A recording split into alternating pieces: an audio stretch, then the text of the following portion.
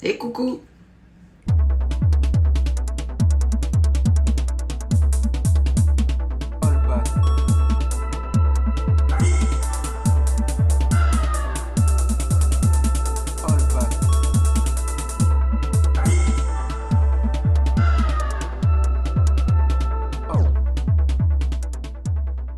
Un jour, un bain, un meurtre.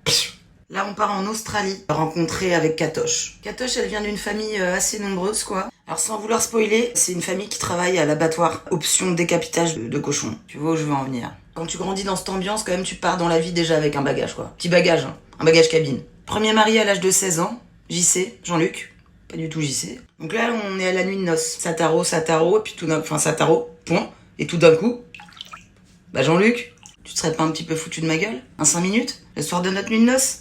Je crois pas, non. Jean-Cul, il dit autant pour moi, casse la tienne, je le referai plus, quoi. Katoche, elle dit, bah, ça, je peux te jurer que tu vas plus le refaire. Viens par ici. Mets ton cou entre mes mains, là. Plus près. Elle l'étrangle, pas le temps. Mais il meurt pas. C'est une sorte d'avertissement, quoi. Alors, on sait tous que quand ça commence comme ça, faut pas y aller. Jean-Luc, lui, il y va. Il se dit, oh, je peux te dire qu'il va pas se dire oh très longtemps. Ah si, en fait. Il se dit oh, souvent même. Bah, quand elle découpe ses vêtements, il se dit oh. Quand elle se fout à califourchon sur lui, avec un couteau comme ça au-dessus, là, il se dit oh. Quand elle le tabasse à coups de fer à repasser, il se dit oh. Ça, c'est tout Jean-Cul. Bon, voilà, quoi, ça se taquine. Puis entre deux coups de ciseaux, elle lui dit tu sais pas quoi? Mate un peu. Katoche accouche. 2 semaines après, Jean-Cul se barre avec une autre. Franchement, on va pas te cacher, c'est la meilleure action que t'aies fait depuis le début. Hein. Mais sauf que Katoche, elle le prend pas très bien. Et en représailles, elle fout le gosse sur les rails. Et heureusement, un SDF qui passait par là sauve le gosse, l'emmène au comico. Et les keufs, qu'est-ce qu'ils font? Ils le rendent à Katoche. Et derrière ça, toujours dans un seum, elle défigure une fille. Ça va, toi? J'ai pas beaucoup plus d'infos, mais ça justifie que derrière ça, on la balance en hôpital psychiatrique. Donc elle sort de HP, se rabiboche avec Jean-Luc. Et ça part en 2e bébé. C'est alors qu'un beau jour, elle quitte Jean-Cul, bizarrement. Elle se barre avec les 2 petits sous le bras. Tant mieux pour lui, tant pis pour eux. Un clou chasse l'autre et elle rencontre un certain Dave. Et comme avec le premier, ça va assez vite avec Dave aussi. Mariage, bébé, maison. Elle quitte son job à l'abattoir, puis elle s'ennuie un peu et en même temps elle vient d'acheter une maison, donc elle est un peu chaud la valoche, quoi. Après, chacun ses goûts, mais elle est plutôt piège à loup, peau de bête, corne de taureau, animaux empaillés. Mais le clou du spectacle, c'est quand même cet énorme faux juste au-dessus du canapé comme ça qui pend. Je trouve ça cosy, qu'est-ce que tu veux?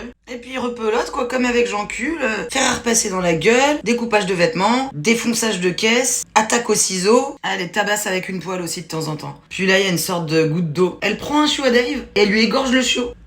Elle est dans un mode un peu comme les enfants, quoi. Hey Dave, regarde ce que je sais faire. Moi je faisais ça avec des cochons à l'époque. Dave, ça commence à plus trop l'amuser, ces conneries. Bref, elle fait une overdose de somnifères. Elle repart en HP. Puis en HP, elle a bien réfléchi, c'est décidé, elle quitte Dave. Et petit plus, elle obtient une ordonnance restrictive contre lui.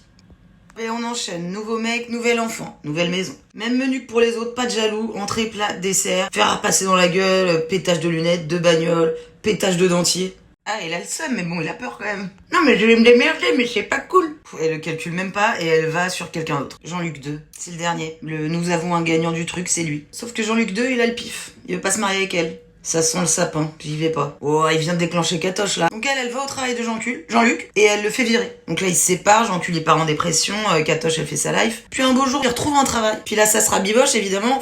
Puis dans son nouveau taf, il est trop content, il se fait plein de potes, et il se confie. Elle me fait un peu rep quand même, ma femme de temps en temps, elle est là, elle me poursuit avec un couteau. Je vais pas te cacher frérot, personne fait ça. Hein. Fais ça toi, non, personne fait ça. Enfin...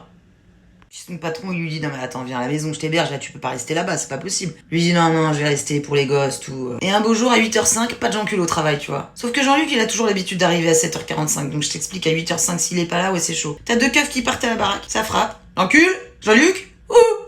Ils finissent par défoncer la porte, et là...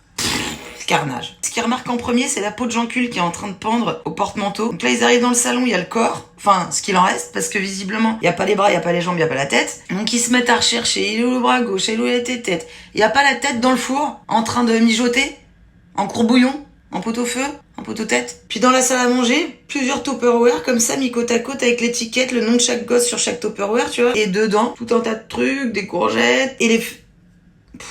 En fait, elle avait cuisiné les fesses du daron, voilà, et puis elle les avait mis avec les courgettes, quoi. Ah, où étaient les enfants? Où étaient les enfants? À l'école, probablement, qu'est-ce que j'en sais. Et c'est ainsi que Katoche devient la première femme à prendre perpète en Australie sans liberté conditionnelle. Et puis au procès, elle nous fait un peu à la Dahmer, quoi. Moi, je suis complètement consciente de ce que j'ai fait, je sais que c'est très très mal, je vais aller en enfer, je vais aller en prison, peu importe, les deux probablement. Et d'après les expertises médico-légales, ils étaient en train de tarot, et elle s'est foutue à califourchon sur lui avec un couteau de cuisine, comme elle avait l'habitude de faire déjà avec les précédents, hein. Sauf que là, elle est arrivée à ses fins. Et bacac. Sauf que bacac, 37 fois. Elle a commencé le truc, et il a réussi, miskin, à ramper jusqu'à la porte d'entrée, là, elle lui a chopé un yep, puis elle l'a terminé de le surligner, quoi, 37 fois. Puis elle, on la retrouve dans son bed, en train de nous faire une OD pour la énième fois, de Buronzan, aspirine, ou je ne sais guère. Et pour la énième fois, elle s'en tire, quoi.